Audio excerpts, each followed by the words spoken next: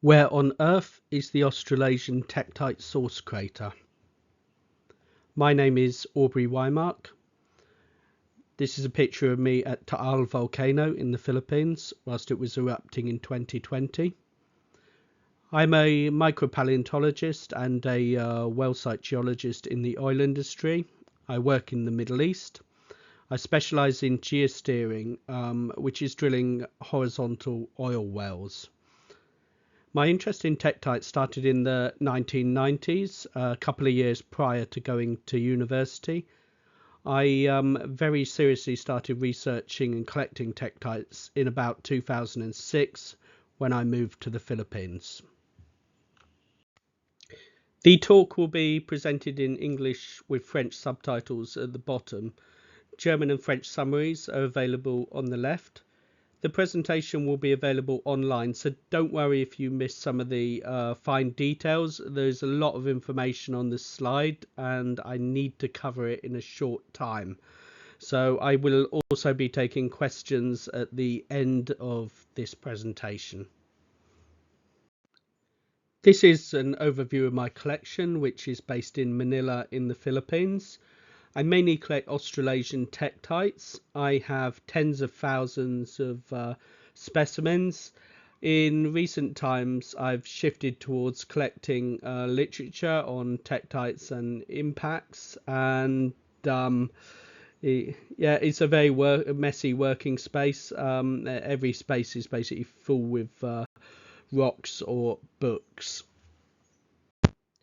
Tektites are naturally occurring hollow hairline, which means wholly glassy, macroscopically homogeneous droplets formed by the melting and ballistic ejection of silica-rich target rocks by large cosmic impacts. At the higher temperature range, the rock is entirely vaporized, and this results in condensate microtektites. These can be differentiated both chemically and physically from true melt microtektites. Mungnon type layered impact classes are the other end of the scale. These are formed at lower temperatures. They are still ballistically ejected, but they are not fully melted and do not form droplets. They have layering in them and they can contain relic mineral grains. So these would not be classed as a true tektite in the strict sense. So tektites are a glass. They do not form if the impactor goes into a target material which is not silica rich. So an impact into water or ice or a rock like limestone or a rock like anhydrite, these do not contain silica and therefore will not form a glass. A rock like basalt, which is low in silica, this might form a glassy ground mass, but will contain small crystals. These are called microcrystites instead of microtektites. On a similar theme, within the tektite subdivision, you also get something called tektoids. These are effectively the same as tektites, but again, they can be differentiated both physically and chemically from what would be classed as true tektites from larger impacts. So these encompass things like Darwin glass, Atacamaites, and even down to Weber glass, which is formed from a very small crater about 116 meters in diameter, a group of craters there. So these would not be classed as true tektites. They have a lot of impactor contamination, and there are a number of differences. These are small bodies which are typically around centimeter size. So there are a few things which promote tektite production, and these include an impact into a volatile, rich, porous rock. This will produce a greater volume of tektites because they are produced by shock melting. So a porous rock will compress more and more heat will be released. Oblique impacts will also create a larger volume of ejected melt. They produce a lower volume of melt, but the melt that is produced will be ejected. An oblique impact is far more efficient at sending the melt outside of the crater. Larger impacts will also form a larger volume of melt. The Australasian Tektite strewn field was produced by a huge impact. The age is 788,000 years. It is very well constrained. You've got a couple of ages coming out, 788, 786, plus minus 2 or 3,000 years. It can be closely constrained on a stratigraphic and astrogeological scale as well. Homo erectus was living in China at the time and may have even been living at the impact site itself. This is because the impact occurred during a glacial period and sea levels were much lower. A lot of the continental shelf would have been exposed. The impact covered over 10% of the Earth with debris, and probably a lot more than 10%. Tektites are all distal ejecta, but they can be divided into three main categories here. We have distal tektites. These were traveling at the highest velocity. They were the first formed tektites, and they was traveling at sufficient velocity, over 5 kilometers per second, that the anterior ablated, it melted, and then it was cooled in the upper atmosphere and spooled. So these are typified by australites, where you get the classic button forms and the equatorial cores. Closer to the impact, you have medial tektites. These are typified by philippinites and bilitinites, and these were traveling probably around about 4 kilometers per second plus minus, and these were plastically deformed during exit, and then during re-entry they were heated on the anterior but not sufficient to melt the body. They then rapidly cooled in the upper atmosphere and spooled. So they're typified by cores in this area.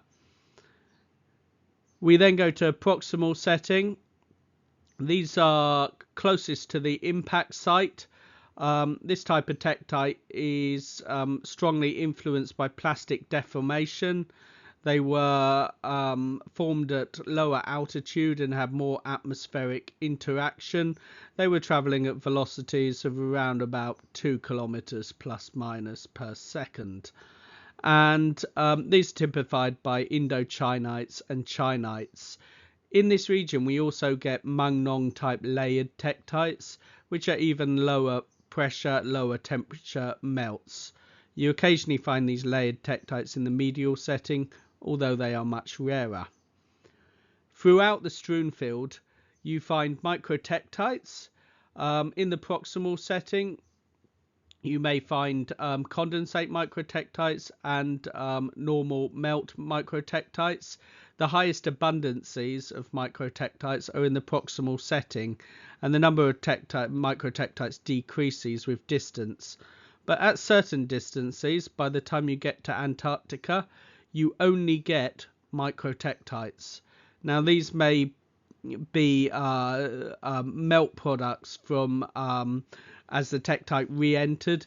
It's basically completely ablated away at these great distances, and what you get left with are just microtektites. Okay, there's a lot of information on this slide.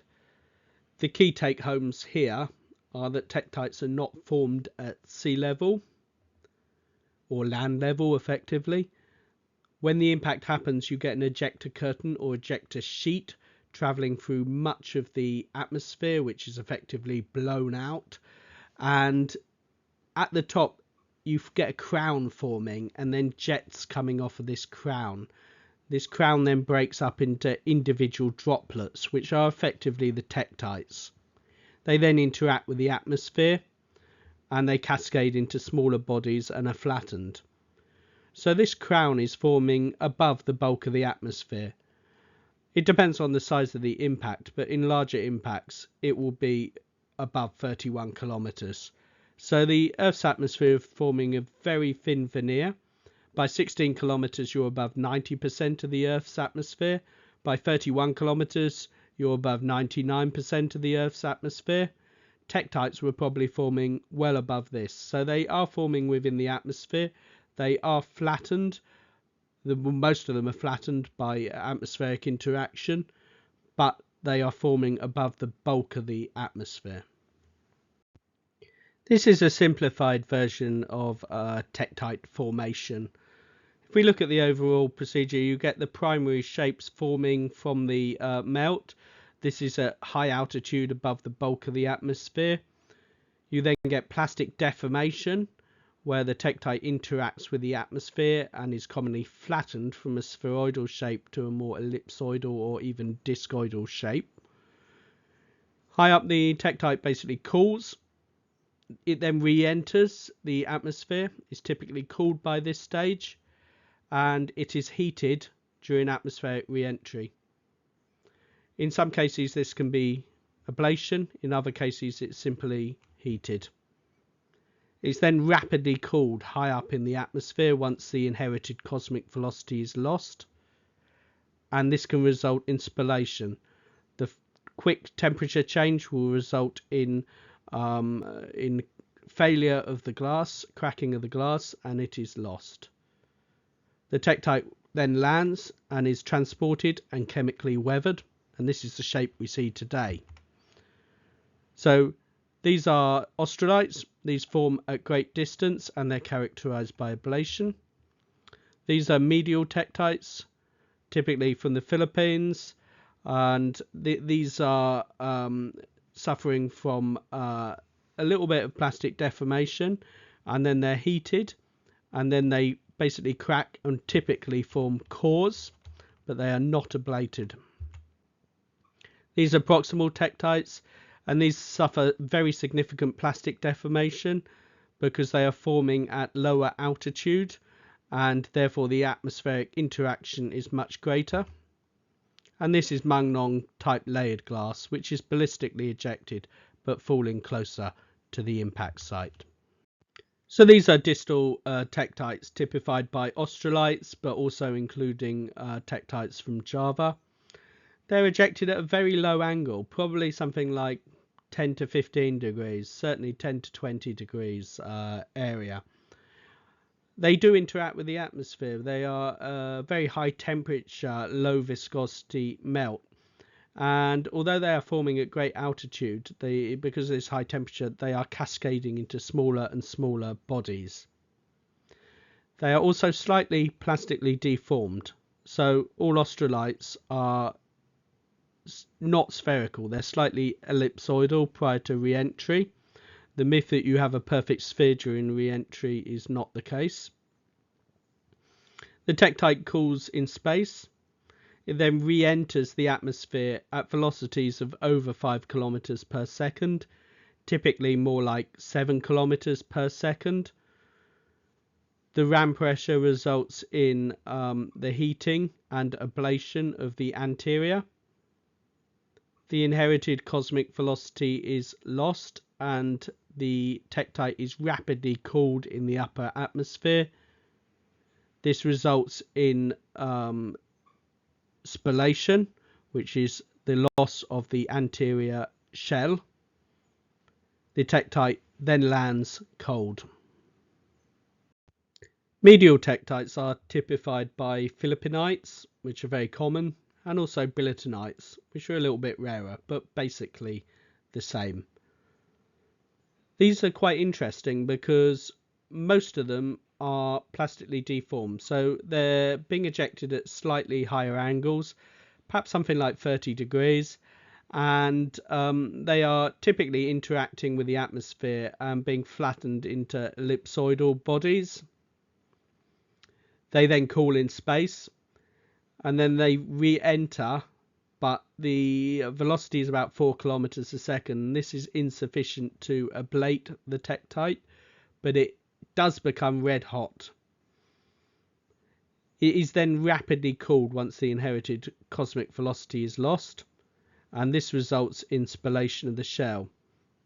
The tektite then lands, and in the tropical region where they've landed, this results in significant weathering, chemical weathering of the tektite glass.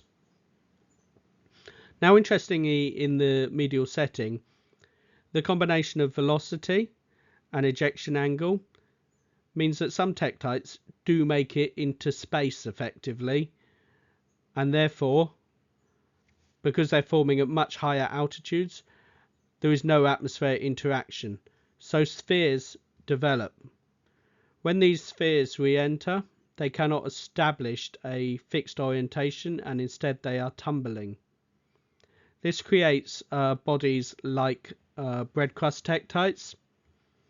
They may spool during re-entry and they may develop a late stage orientation, but you get these unique spherical forms forming in this medial setting, which you do not see elsewhere. Proximal tektites are tektites occurring typically within about 1,000 kilometers of the impact site. They are traveling at much lower velocities, about 2 kilometers per second, and they are forming typically at lower altitudes. So the ejector curtain is breaking up at a lower altitude. They then suffer very significant plastic deformation due to interaction with the atmosphere. The melt is cooler and more viscous. They typically go on to form discoidal shapes. The shape formation within these tektites is exactly the same basically as raindrop formation, except you're in a rarefied atmosphere and they're traveling at much higher velocities, and the melt is continually cooling, so you get non-equilibrium forms. So the predominant feature in these proximal tektites is plastic deformation. You get bald spots developed, and this is the spallation process, but it is very minor in the case of these proximal tektites that we find in Indochina and China. Tektite weathering and chemical etching is a very important process in tektites. It's very important to differentiate what the tektite looked like when it landed and what it looks like now. So there are two main types of sculpture. Firstly, we look at V-grooves. So V-grooves are formed along propagating cracks. So as the glass is etched by the water, the crack grows. So because it is growing all the time, this is why you get a V shape in the crack. If it stops growing, it will then form a U shape.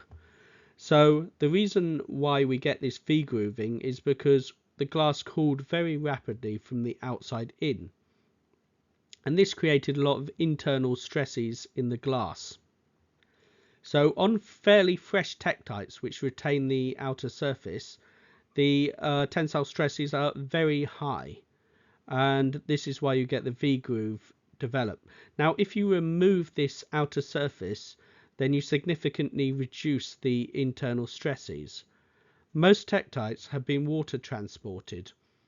They are not found where they fell. They've been transported in rivers and commonly deposited into gravels. This has removed the outer surface and reduced the internal stresses of the tektite. In this case, the crack is not propagating. So when a crack does not propagate, it is evenly etched throughout. So these paper thin cracks develop into U grooves. And pitting is basically exactly the same as a U groove, but it is attacking an imperfection in the glass, maybe an impurity, maybe a gas escape region. It is again non-propagating, so it is simply expanding from a single point, and the cracks are expanding from a single crack, a single line, which is not developing. So therefore you get these two types of sculptures. U grooving and pitting is common. V grooving is much rarer and sought after. So V grooving encompasses the typical Moldavite sculptures that we commonly see. And a lot of the research on weathering and chemical etching actually comes from Moldavites, which have been extremely well studied. So Moldavites that have travelled significant distances are typically pitted, whereas those which are being etched very close to where they fell are typically V-grooved. So where is the Australasian Tektite strewn field crater? So this image is showing the Basumtwi crater. This is 10.5 kilometers in diameter and a little bit older than the Australasian impact. It's the source of the Ivory Coast tektites, and it forms a distinct lake in tropical latitudes. We know that there is a crater for the Australasian impact. We know this because we can hold the proof, which is the tektites. So this crater formed 788,000 years ago. In this geologically short time frame, it is impossible to destroy the crater. You can't destroy it through erosion, and you can't destroy it through tectonics. What you can do is you can bury the crater or have the crater beneath sea level. So the expectations are a crater that is roughly 43 kilometers in diameter. There's quite a lot of variability in estimates, but 43 kilometers in diameter plus minus 9 kilometers is probably as close as you're going to get. The crater is likely quite comparable to the Chesapeake crater, which has a post-impact diameter of around 40 to 45 kilometers. However, this crater has slumped to about 85 kilometers in diameter.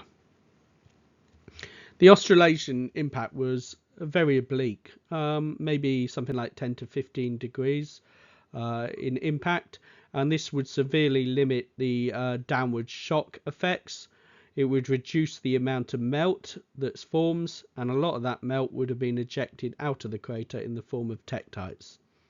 We know that there is at least one single main crater, as we have very distal ejecta. So there may be other smaller craters, but there is certainly one main crater. So as we can see from the images here, the shock effects are quite minimized, and the crater as well should be forming a fairly distinct shape, or much steeper on the downrange, much steeper on the uprange side of the crater, and shallower on the downrange side of the crater. Okay, there are many historically suggested source craters for the Australasian impact. You can see on this map the tektites are black and the suggested source craters are white. There are actually some source craters well out of this area. It's even been suggested early on that Wiltsland in Antarctica was a possibility. These days there are two schools of thought, and this is very important to take on this. Either the crater is to the north of all tektite occurrences, and this is what we see in other impacts like the Ivory Coast impact and the Moldavite impact with the Rise crater. So all tektites are away from the impact site. The second school of thought is that on a larger impact like this, the source crater should be within the middle of the proximal strewn field, i.e. most of the tektites, the medial and distal ones, are all downrange, but the proximal tektites are deposited radially from the crater. So this is an important consideration, and one that we should attempt to answer. Is the crater within the middle of the proximal strewn field, or is it to the north of all tektite occurrences? So how can the source crater be located? There's a couple of ways we can approach this problem. The first is compare a value in a tektite with a value taken from somewhere on the earth, which might be a rock value. So for instance, an example might be tektites are high in silica. So we look at the rock in different places. Obviously tektites can only form from a rock which is high in silica, so we can get rid of those other locations and say that's not a possibility. Obviously you can go a lot more complex than that, looking at isotopes. You can also look at many other things as to compatibility. So you work out the compatibility of the tektite, and you compare it with the earth itself, and see if that is a match or not. Secondly, you can regress values. So if you have a piece of information like the location of the tektite and then a value, it could be the specific gravity of the tektite, the size of the tektite. It could be a geochemical value, the percentage of silica, for instance, or the percentage of parts per million of beryllium-10, a difference. And then you can regress those values to find the best fit, which is the origin. So the first method we can use to find the source crater is comparison. This is like a child's matching game, which is what I've depicted here. So we simply take a value from the tektite, which is on the left, and we compare it with a value on the Earth, which is to the right. The areas which match are potential source areas. So what are the values we're using? This could be a geochemical value, for instance, strontium, neodymium isotopic values. So if the values of the rock on the Earth match the values of the tektite, then this is a potential source area. It could be silica percentage. It could be many things. It could even be the ballistic trajectory. So does the area on the map match a potential ballistic trajectory or not? So we can do a lot of these regressions and see where things actually match and where they don't. If they don't match, the site is not compatible. The other way we can do it is by regression using R-squared regression.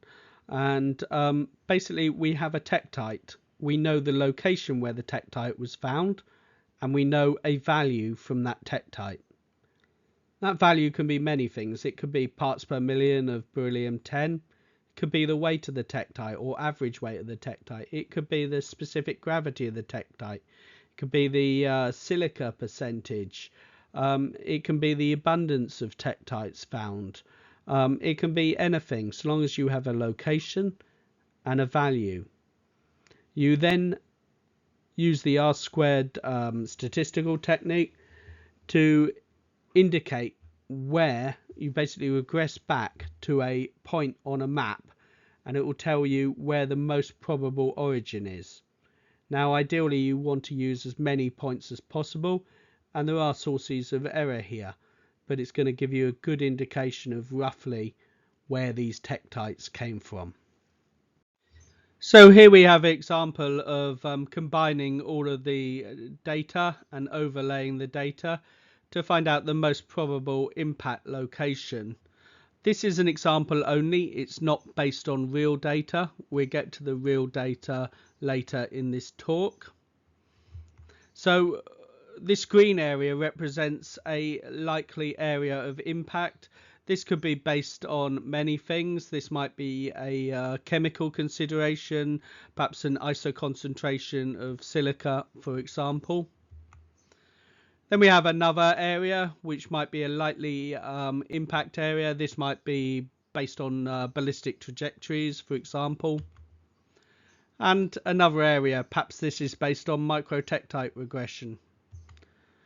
And we have another area. Now this is not plotting on top of all the other data, so perhaps there is an error in the data, or it's not quite right here. This isn't a big problem because we're just putting the data on top of it, and there's always going to be outliers, but the correct location will end up the darkest green and the most probable. So maybe this is beryllium-10 data, for example. And we keep piling the data on top of it. So you get in an area which is becoming darker green, and that is the more probable area once we keep laying this data on top of it. So you start to get an idea of where the impact most likely is. Now we can also use negative data. So these yellow or orange areas are indicating areas which have a very low probability that the impact is in this region for whatever reason. It might be chemical incompatibility, or it might be based on a morphological consideration, for instance. So these areas are unlikely. And then we have red areas where it's absolutely impossible for the impact to be. And again, this might be ballistic considerations. It might be because there's very deep oceans in this area, so that therefore this could not be forming distal tektites, for example, or it might be a geochemical consideration. But tektites, the impact crater cannot be in this area. So we get the data all together, and then we can see the greenest area, and we can really refine where we think the impact crater most likely is. As I say again, this is purely example. This is not based on real data. So now we move on to real examples, and in this example, green is a compatible area. The crater could be in the green area. Yellow indicates the crater is probably not in this area. It can't be wholly ruled out, but it's unlikely. Red indicates that the crater cannot be in this area. It's impossible for the crater to be in this area. So I'm going to go through these lines of evidence relatively quickly. The time is limited, but if you want to come back at the end of this presentation, you can view all the data in a little more detail. So firstly, we can regress the ballistic trajectory. We know that all ablated tektites were traveling at least 5 kilometers per second when they re-entered. We also know the entry angle of these plus minus, so we can work out roughly what the ballistic trajectory was and where these may have come from. So we get this arc in green where tektites likely came from. We can compare the distance of medial tektites from the Chesapeake crater. So in the Chesapeake impact, we have a crater and we have the tektite morphologies. So we know the distances that those morphologies are occurring from the crater. There are a lot of gaps in this data, but we get a good impression. So we can compare the medial and the proximal tektites and come up with the likely area of where the tektites formed. So this is the green area, and the darkest green area represents the most likely area where these tektites came from. Again, we suffer from a lot of gaps in the data, but we can still get some information from that. Next, we have Mangnon type layered impact glass distribution. Now, this material is the lowest temperature, lowest pressure melt. We therefore expect this to be closest to the impact crater. If we look at the bottom map, there is a green area, and this is a triangular wedge of almost exclusively Mangnon type tektites in the near absence of splash form tektites. The distribution of Mangnon tektites is a little bit wider, corresponding to the green stars on the bottom map. Now, we expect this green wedge to be the center of distribution, and the crater should be roughly in the middle of this.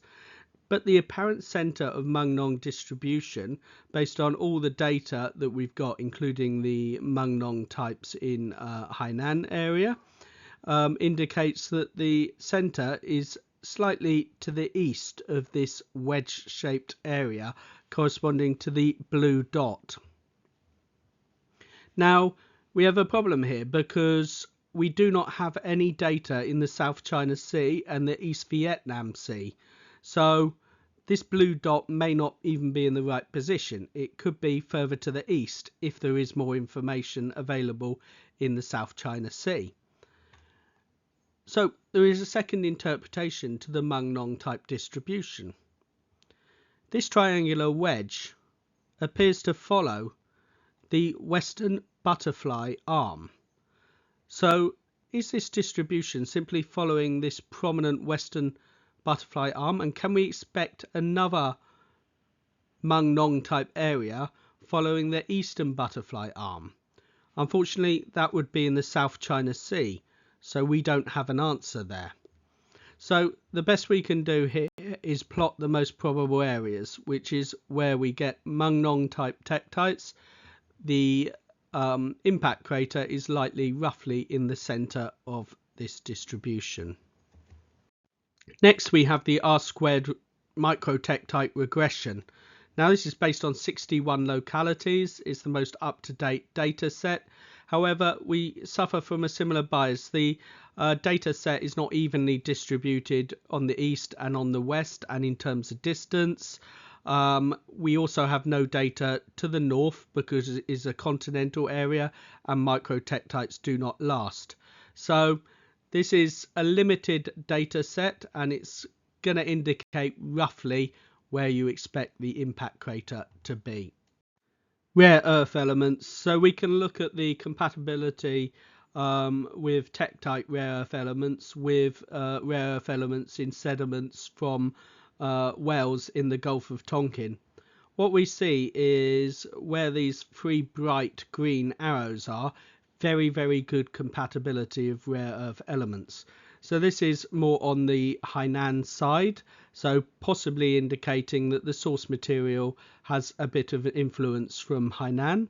One other thing, this is away from the main source of the sediment, which is the Red River and the delta corresponding to that.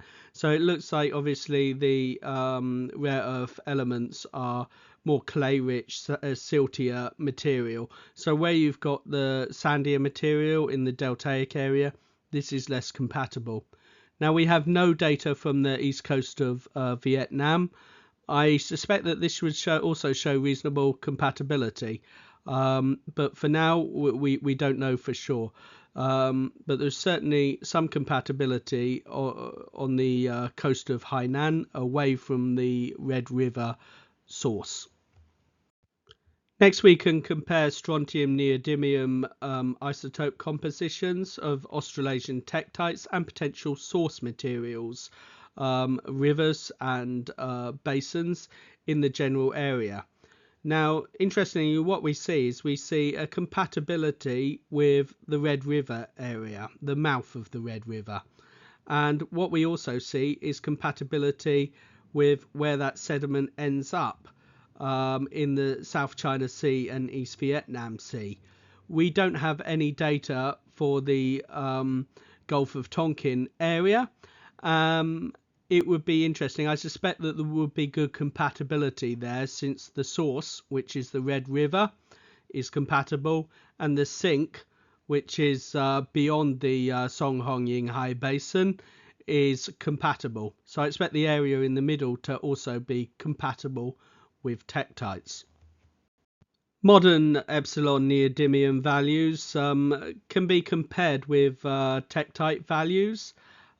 It's like a fingerprint, and tektite values are between minus 10.9 and minus 12.2, averaging 11.58, which is very, very close to the values we're getting at the mouth of the Red River.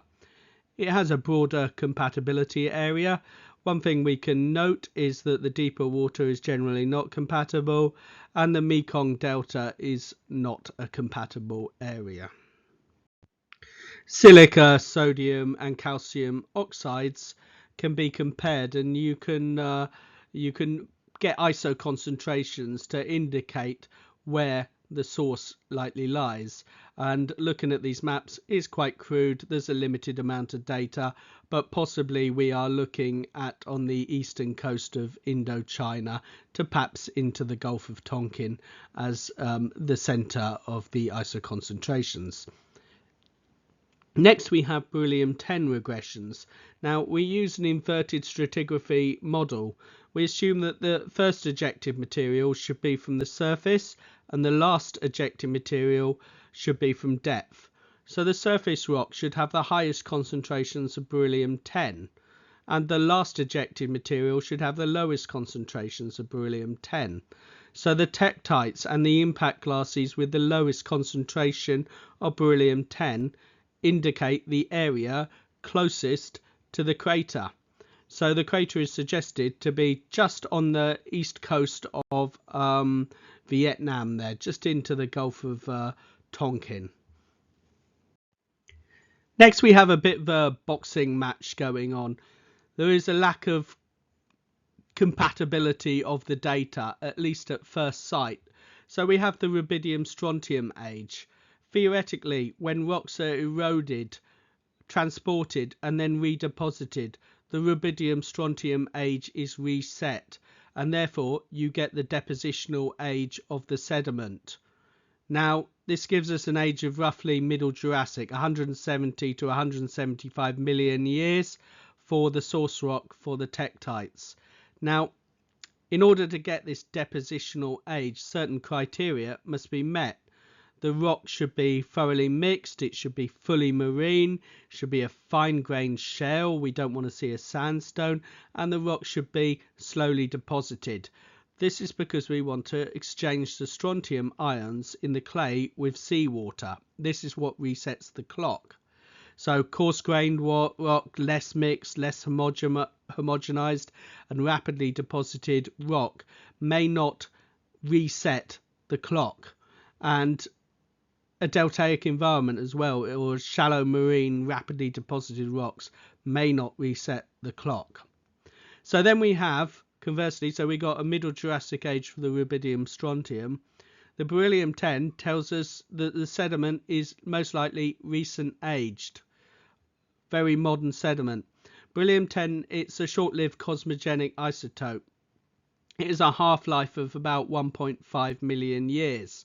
It forms in the atmosphere, it comes down in the rain, it attaches itself to silica particles. And if you're getting a high quantity of beryllium 10, it's indicating the rock is very, very recent. At depth, there should be almost no beryllium 10. So beryllium 10 is occurring basically in the top few meters to top tens of meters to maybe up to 300 meters depth at a push. There are certain circumstances when this may not be the case, so we'll have a look at those. So we have this boxing match, if you like. Middle Jurassic age from rubidium strontium, recent age from beryllium 10. Obviously both can't be correct for the age of the source material for the Australasian tektites, but there could be a solution. So scenario 1, we have a mixing of recent rock with Middle Jurassic sediment from maybe a 15 to 300 meter column. The criticisms with this is that tektites are very poorly mixed, particularly the layered type tektites. They don't seem to be mixed at all.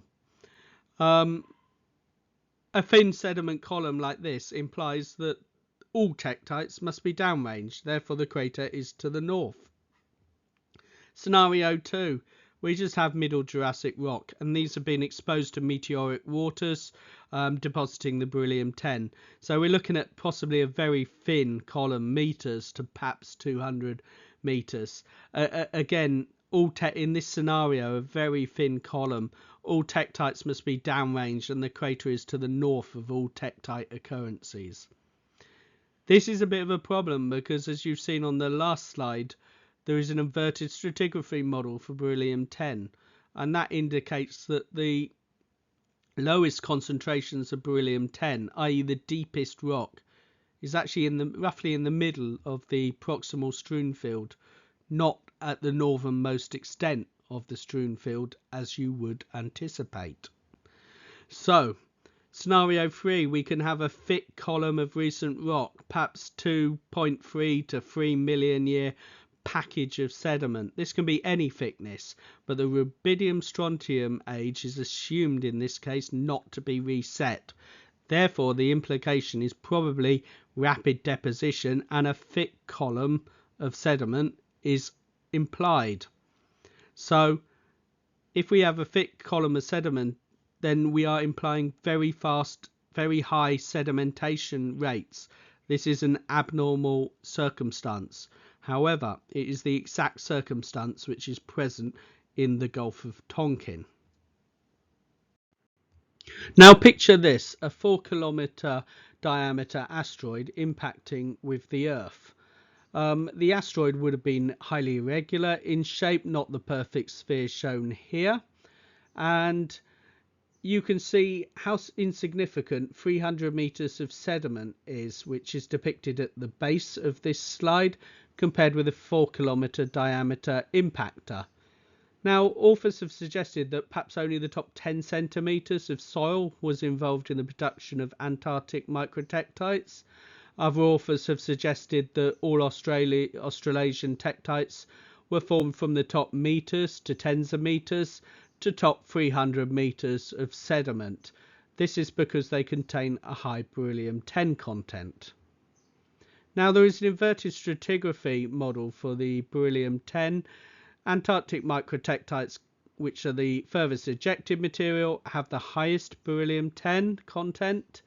Australian tektites have a lower beryllium content, but still quite high. And as you move closer and closer towards the impact, Philippinites have a lower beryllium-10 content, and then Indochinites have an even lower beryllium-10 content, and Mungnon type layered tektites have the lowest.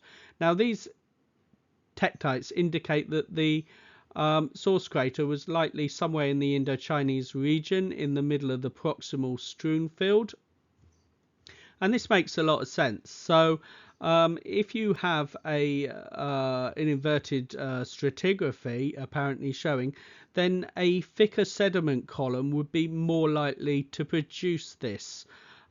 This is because if you imagine a 4-kilometer asteroid impact and you're skimming just the top meter or few meters or even tens of meters, it's not going to be that clean, and I'd be very surprised if you saw such a perfect inverted stratigraphy model.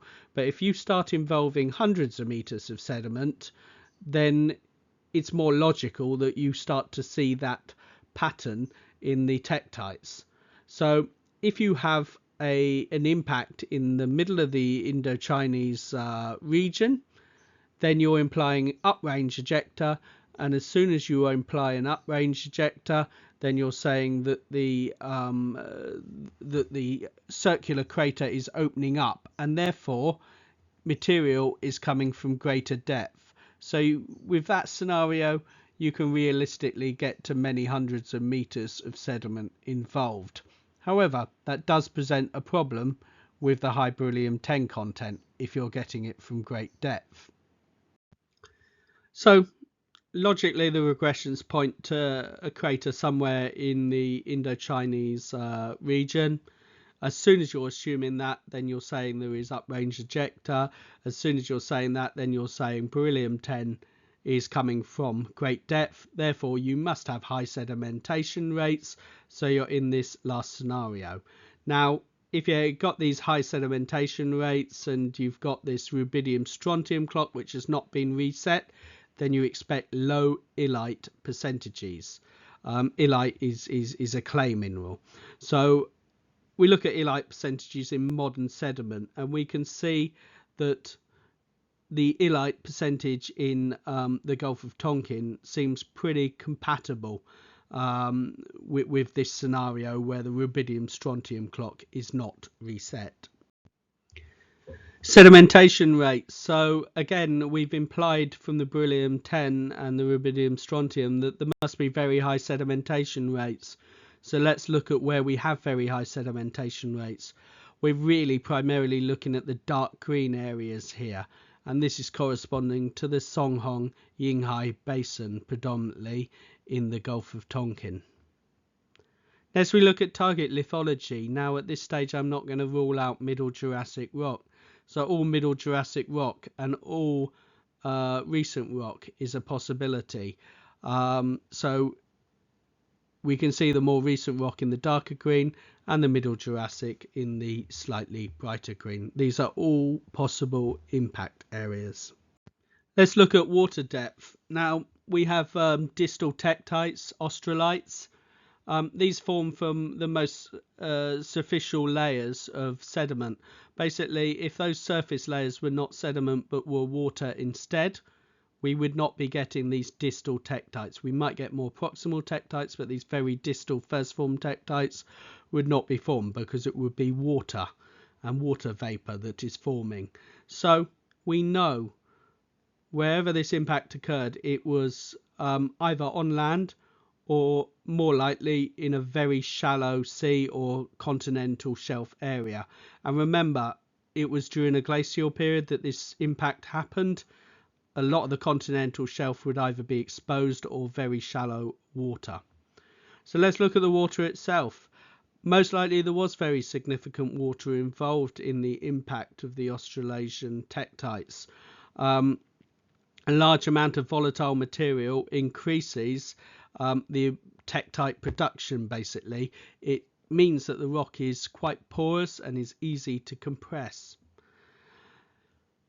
It also appears that the rock has a saline character, so perhaps we were dealing with a shallow sea area or a saline rich pore water. Nonetheless, a continental shelf area would look quite probable. Next, look at the ejecta thickness. Now, we don't even have an ejecta layer. There has been some discussion, an unconfirmed ejecta layer. This has been repeated a couple of times. I'm completely unconvinced that this is a genuine ejecta layer. It certainly doesn't look characteristic of an ejecta layer. It's not what you would expect. So in the absence of an ejecta layer, I think it's fairly safe to say that the impact is at least 50 kilometers offshore from the current shoreline, probably more like 70 kilometers plus, to account for the absence of an ejecta layer.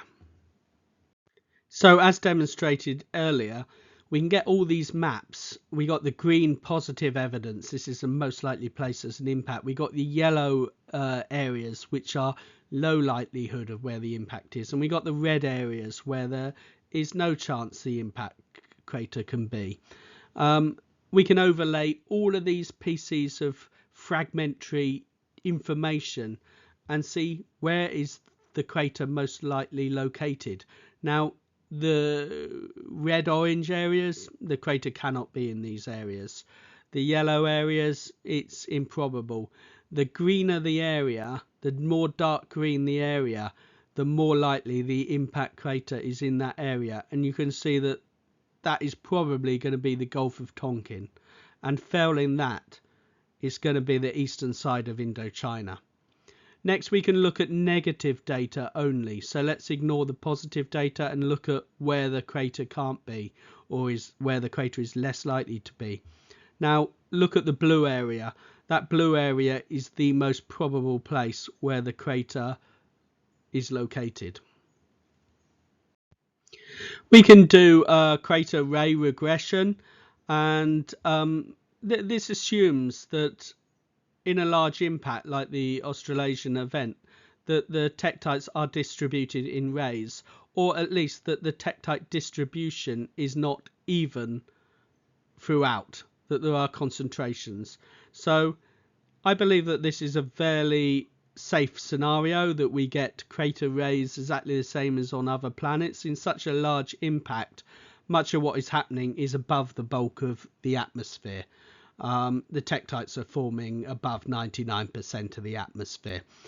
And what we see in Victorian area of, and I call it the Victorian ray in Australia, there are very clear indications that tektites are aligned in rays.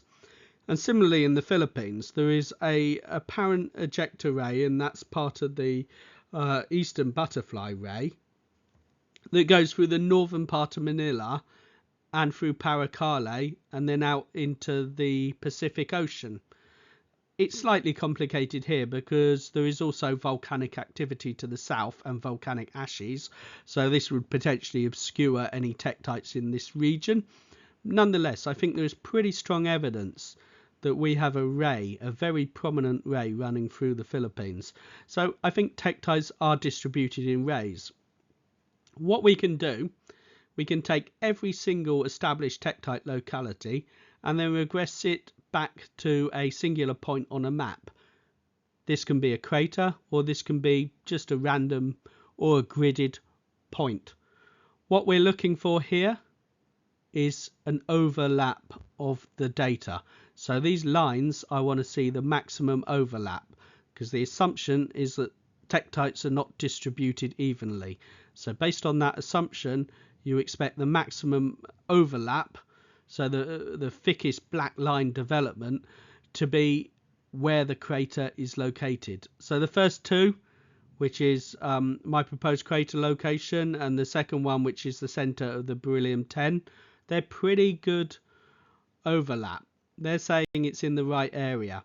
You take the last one, I think this is Tonle Sub. There's not so a good overlap there. The lines are not working. The crater cannot be in this location. Next, we can do an R-squared regression on these crater data.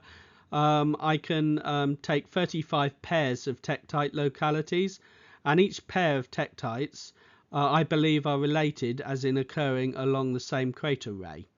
Now, this obviously introduces an error here and a possible circular argument, because it's me who is determining that those tektites are potentially related. Unless you have a proof that they're related, such as a geochemical trait, you can't be certain that they're occurring on the same ray. Therefore, you set up a bit of a circular argument. Nonetheless, although this is not entirely scientific, I do believe this is a very good indicator as to where the crater is. And where you do this regression, you end up with this green area being the most probable area where the crater is located. And you see that arrow to the dark blue ring, that is the most probable place where a crater would be located in this regression. You can see this regression is not perfect. It's not perfectly symmetrical, so there is clearly some error in the data, but I don't believe there is significant error. And whilst this is not entirely scientific, I believe this is a pretty good guide as to where the crater is, and the data matches the overlay maps that we looked at previously, so that's an encouraging result. So this red outline here is the most probable area based on the overlay maps. The filled in red area is where we have very high sedimentation rates, so this makes it even more probable. I think this is the most likely impact location. So what do we do next? We've got our rough location. We can take a slightly broader area. We need to look for geological structures and features. Things like a circular lake, a circular feature, a circular pattern of shell diapirs, cenotes, a concentric or radiating fault pattern, chaotic rock deposits, a distinct central uplift. We look for rock types like swayovite or an ignimbrite, which is going to be comparable. We can utilize gravity data and seismic data. We look for areas that are not extensively explored. So, for instance, if a well has been drilled in the area and a normal sequence found, this would generally exclude the area. You'd expect unusual lithologies to be recorded. So, let's focus on this area. The first clue came in 1997, Gong and Lee, and they published this map, and it's based on seismic data. And you'll see that there's this one area in the Pliocene. It gets smaller and more rounded as you go to the upper Miocene and then into the Miocene there. And you've got an area of undocumented or chaotic seismic. Basically, they can't map this area. This is a possible clue. In 2011, a map of shell diapirs was released. Now, there was numerous publications before, some of them showing this arrangement, some of them showing slightly differing arrangement.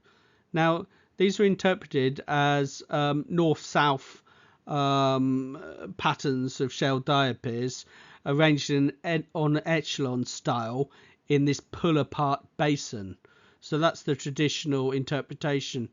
What I am seeing is more of a circular to elliptical arrangement of these shell diapirs. And interestingly, the chaotic seismic is right in the center of that circular pattern. So in the Gulf of Tonkin, you have very high sedimentation rates. You get the rock piling up on top of it itself, and this creates pressure from above. You get compaction of the shell units, and this reduces the pore space and increases the pressure. You get clay mineral conversion, which can release fluids. You have a very high geothermal gradient in the Gulf of Tonkin, and this may be a clue in itself as to what's going on here. but you very quickly go through the oil window into the gas window and then the thermogenic carbon dioxide window. This production of gas increases the pressure even further. So, for those reasons, the pressure builds up in the rock, and when the pressure in the system exceeds the strength of the rock and of the overlying rock, it starts moving up. And I think you can compare this a bit to like a lava lamp. This is going to want to move towards the surface. So you've got these shell diapirs forming. Now, they may keep going up until they hit an impermeable layer that they can't, or a seal that they can't get through, or they may keep going all the way to the surface where they erupt as a mud volcano. Once the fluids and the gas has escaped, then the pressure decreases and the mud volcano collapses. It forms a crater, not an impact crater, but it forms a crater in the area as the pressure has been released. This can then be filled in. So you can roughly date these features. So there's different energies involved here. You might have a shell diapir which doesn't make much progress towards the surface. This is lowest energy. And you go all the way to the mud volcanoes at the surface and the collapsed mud volcanoes. These are the highest energy shell diapirs. In 2012, free air gravity anomaly data was released, and I'm looking for a circular pattern, and this was a bit of a wow moment. I'm seeing a circular pattern here, and it's again corresponding to this region where there is chaotic seismic. So this is of great interest to me. In 2012, a company called GTEC were kind enough to give me free air gravity anomaly data. And I mean, wow, there was a circular feature above the chaotic seismic. This really piqued my interest. You can see the circular feature here. In 2018, I got more data from GTEC. This is upgraded gravity anomaly data, and it combines gravity data from 2 satellites, so theoretically should be higher resolution. I was a little bit disappointed because I'm not seeing that circular gravity anomaly so well developed, but I am seeing a possible elliptical feature here. And here is the circular feature that we were seeing on the previous gravity anomaly. So perhaps a little bit discouraging, but I still think there's possibly something here. And this is the 2021 free air gravity anomaly map. And again, you're seeing this circular feature quite well developed. And we have a seismic line running through this. So that is of a lot of interest because this potentially crosses quite close to where the center of this circular anomaly is located. Okay, we can also look at the wells drilled in the Gulf of Tonkin. Obviously, if a well is drilled and there's a normal sequence or a normal sequence recorded, the probability is there is not a crater there. Now, the red area is where we see the gravity anomaly. There hasn't been any wells drilled within this gravity anomaly, which is a potential crater. We see the bright green area. Now, that's the most probable location for the impact. So that's located slightly to the northwest of where this gravity anomaly is, but not a million miles away. And then in the blue outline, we're seeing the basin outline with the dashed area being the area of highest sedimentation rates. And the solid blue colour are the recorded shell diapirs. So the turquoise area, now this is an area where the seismic at the Miocene-Pliocene levels is indicating there is no crater in this area. The white area is chaotic seismic. That's possibly compatible with a crater. The other areas we don't have sufficient public data to determine whether or not there might be chaotic seismic at this level. So clearly there is an area of interest here. In 2015, a seismic line was published which crosses the edge of the gravity anomaly and the edge of the shell diapers. Now, it is indicating a possibility of an impact crater here. It depends how you interpret the seismic, but there was chaotic reflection and there seems to be lap out, and there is possibly something that looks interesting in this area. In 2021, another low resolution seismic line was published. Now, the interesting thing about this line is it's coming close to the center of the circular gravity anomaly that we were observing. So if we have a look at this seismic line, the dark blue area is chaotic seismic, the lighter blue areas are chaotic seismic within shell diapirs, and this turquoise line, it's compatible with a 788,000 year age, but all the dating is done by correlation, so this is a very poorly established date for this turquoise line. In this publication it has it a bit older. By correlation with other publications, I would say it's a bit younger, probably closer to 788,000 years, so certainly room for error there. And you've got this highly deformed unit and chaotic seismic. What would be the uprange side is quite steep, as would be expected in a very oblique impact, with the downrange area a lot shallower, as would be expected in this oblique impact scenario. In the possible central uplift area, there is some strongly inclined strata and faulting, which looks very interesting. However, there also appears to be some horizontal bedding, which would be highly problematic for a central uplift. It is low quality seismic, and maybe the line doesn't go right through the center. It certainly is worthy of further investigation. It certainly makes me very interested in this area. So here we have a seismic coherence map. If we had this for this gravity anomaly, I think it would resolve the issue as to whether or not there is a potential crater there or not. Unfortunately, this seismic coherence map does not cover the area of interest. What we can see is a collapsed diapir just on the northern rim of this gravity anomaly, and the collapsed diapirs are the highest energy diapirs. So that's where, in the center of the basin, around this circular gravity anomaly, that's where we're seeing these collapsed diapirs. There is actually another collapsed diapir mapped. This is CN61 from Li et al. In 2011. That's not shown on this seismic coherence map. So it would be very interesting if this seismic coherence map was extended to at least cover a little bit of the crater or potential crater, because that would give us an answer if maybe there is something there or maybe there's nothing there. So what is the future? I believe the future is the seismic data, particularly 3D data and coherence mapping. If there is a potential crater there, this should reveal it.